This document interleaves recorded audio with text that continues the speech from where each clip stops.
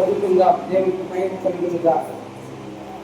ద్వితీయోపదేశకాండం 28వ అధ్యాయం 6వ వచనం. నువ్వు లోపలికి వచ్చినప్పుడు దీవించబడదువు, వెలుపులకు వెళ్ళినప్పుడు దీవించబడదు. ఈ గృహంలో అడుగు పెడుతున్న మనం లోపలికి వచ్చిన వారందరూ దీవించబడతారు, మళ్ళీ బయటికి వెళ్ళినప్పుడు కూడా దీవించబడతారు. అలాగే నేను శాశ్వతంగా ఇంట్లో నివాసం ఉండడానికి దేవుడు ఇచ్చాడు.